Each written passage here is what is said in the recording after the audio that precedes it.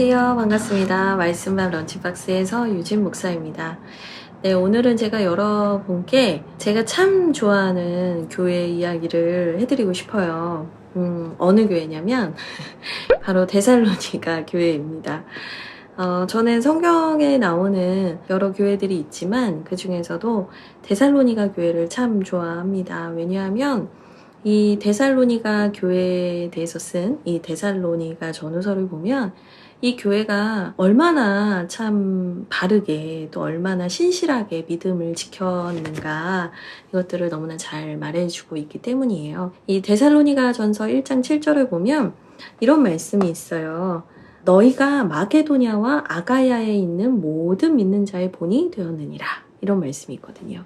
그러니까 결국에는 이 유럽 지역 또 고린도가 있는 아가야 지역까지 이 데살로니가 교회가 믿음으로 소문이 나 있는 거죠. 그들이 정말 신실하게 복음 안에서 정말 하나님을 잘 믿고 있다. 이런 칭찬, 믿음의 소문이 아주 가득가득 했었다는 겁니다. 그래서 이들이 왜 이렇게 칭찬을 받았는가, 이 교회는 어떤 저력이 있었던 것일까 궁금해졌던 것 같아요. 저는 단순히 칭찬을 받는 것만 보고 이 교회 좋네가 아니라 그들이 가지고 있었던 또 좋은 것들을 저희가 받아서 또 배우면 너무 좋잖아요. 근데 사실 데살로니가 교회에 대한 설명은 그렇게 많이 나와 있진 않아요. 근데 사도행전 17장을 보면 이 사도 바울 일행이 2차 선교 여행을 가면서 빌립보에서 복음을 전하고 이제 넘어오는 곳이 데살로니가 교회입니다. 근데 이 17장 2절, 그러니까 사도행전 17장 2절을 보면 뭐라고 하냐면 바울이 회당에 들어가서 새 안식일 동안 그들을 가르쳤다는 거예요. 복음에 대해서 전하고 가르친 거죠. 그러면 새 안식일은 뭐냐? 그러니까 3주 정도 있었다는 거예요. 3번의 안식일을 보냈다는 거니까 3주 정도 있었다는 거죠. 그러니까 뭐 에베소 교회도 되게 오래 있었잖아요. 뭐 두란노에서 만 2년 있었다라고 보니까 사도 바울이 물론 이렇게 길게 한 곳에 오래 머물진 않고 계속 교회를 개척하고 세우는 일에 주력을 하긴 하지만 어쨌든 에베소 같은 지역은 만 2년 있었고 또 뭐 고린도도 1년 반 정도 있었다고 보니까요. 그러니까 그런 시간에 비하면 3주는 되게 짧잖아요. 그쵸? 근데 이 데살로니가 교회는 보면 바울이 3주 있었다는 거예요.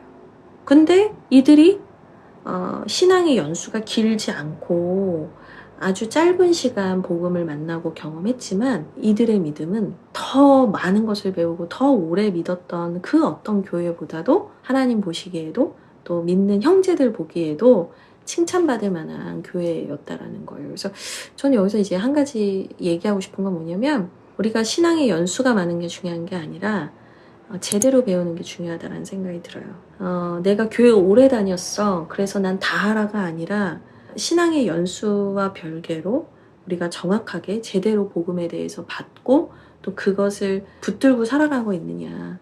사실 이게 저는 더 중요한 일이라는 생각이 들더라고요. 어쨌든 이들이 그러면 왜 이렇게 3주밖에 배운 게 없는데도 이렇게 소문이 나고 믿음의 본을 보일 수 있었던가 이렇게 보면은 이 앞절에 이런 얘기가 있습니다. 데살로니가전서 1장 5절에 이런 말씀이 있어요. 이는 우리 복음이 너희에게 말로만 이른 것이 아니라 또한 능력과 성령과 큰 확신으로 된 것임이라. 그러니까 이게 단순히 사람의 뭐 설득이나 사람이 뭐 이런저런 말을 해서 머리로 이해가 돼서 그렇구나 해서 된 게 아니라 능력과 성령과 큰 확신. 그러니까 결국에 하나님이 일하셨다는 거예요. 하나님이 역사하셔서 그들의 마음에 비집고 들어간 거예요. 파고 들어간 거예요. 그러니까 이제 그때부터 그들이 배운 것은 얼마 안 됐지만 그들의 안에서 새로운 일들이 막 일어난 거죠. 또 6절에 보면 이런 말씀이 있어요. 너희는 많은 환난 가운데서 성령의 기쁨으로 말씀을 받아 우리와 주를 본받은 자가 되었으니. 아멘. 데살로니가 교회에서도 핍박이 있었잖아요. 뭐 바울도 그래서 오래 안 있고 갔지만 그러니까 이 남겨진 성도들도 사실은 결국은 환난 가운데 처한 거예요. 뭐 유대인들 또 기타 뭐 다른 타 종교의 사람들 좋게 보일 리가 없었던 거죠. 근데 그 환난 속에서도 그들이 성령의 기쁨으로 말씀을 받았다. 이 얘기는 또 뭐냐면 그들이 처음 하나님을 만나게 됐을 때는 능력과 성령과 큰 확신으로서 이들에게 하나님이 친히 이 마음에 들어오셔서 역사하셨다면 그 다음에는 그들이 환난 속에서도 끊임없이 성령의 기쁨 가운데 말씀을 받았다는 거예요. 6절에 말씀을 받아라는 내용이 있어요. 말씀을 받았다. 제가 영어 성경도 봤거든요. 그러니까 You welcomed the message with a joy. 근데 그걸 누가 줬냐? Given by the Holy Spirit. 그러니까 성령께서 주시는 기쁨 안에서 메시지를 너희들이 웰컴했대요. 와, 환영했대요. 너무 그냥 쑥덕쑥덕 받는 거예요. 그래서 옛날에 목사님들이 우리 막 부흥회나 설교할 때 무슨 말씀하시면 아멘, 아멘 하잖아요.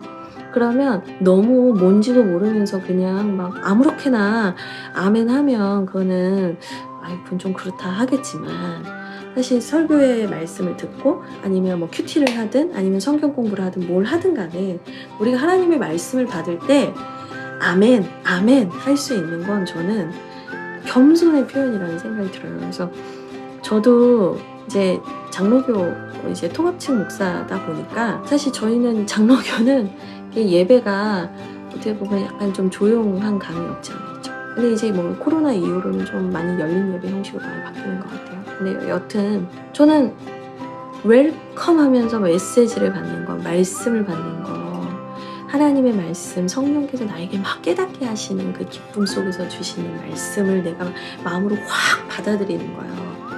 좀 그거는 우리가 오늘날 다시 회복해야 할 믿음의 자세가 아닌가라는 생각을 합니다.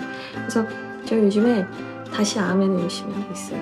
근데 뭐 막 주술처럼 하라는 거 아니에요. 아멘의 뜻이 그거잖아요. 그렇게 될 줄 믿습니다 라는 뜻이잖아요. 또 어근한 진실로 라는 뜻이잖아요. 정말 선포되는 말씀이 나의 말씀이고 하나님 나에게 주시는 것이고 내 안에서 역사하실 거다라는 그 기대와 기쁨 속에서 아멘, 웰컴 하시라는 거죠. 그래서 제가 어린이 부서 예전에 사역할 때도 그랬는데요. 아이들한테 아멘을 가르쳐주고 그 다음에 기도에 대해서 가르쳐주는데 너가 목사님이 그냥 기도해주는 게 중요한 게 아니라 앞으로 네가 기도해야 되는데 아멘에 힘이 있어 이렇게 얘기를 해주면 아이들이 정말 큰 소리로 아멘! 우렁차게 외칩니다. 근데 어른들은 더 아멘을 크게 안 하는 것 같아요. 그쵸? 그래서 데살로니가 교회 이야기를 통해서 몇 가지를 얘기했지만 어쨌든 짧은 시간에도 오래 다닌 사람보다 더 제대로 배우면 믿음의 소문이 날 수 있다. 그리고 그 믿음의 소문이 나는 그들이 정말 그렇게 뜨거운 믿음을 갖게 된 것은 사실은 그들의 어떤 의지나 대단함이 아니라 하나님의 능력과 성령, 하나님께서 친히 역사하셨기 때문이다. 세 번째로 많은 환난 속에서도 끝까지 이기고 승리할 수 있었던 비결은 말씀을 웰컴했기 때문이다. 아멘으로 받았기 때문이다. 네, 요 세 가지 기억하시면서 또 한 주간도 여러분들의 삶의 자리에서 승리하셨으면 좋겠습니다. 웰컴, 아멘 하시면서 또 한 주도 승리하세요. 그러면 저는 다음 시간에 다시 만나겠습니다. 네, 다음 시간에 뵐게요. 안녕.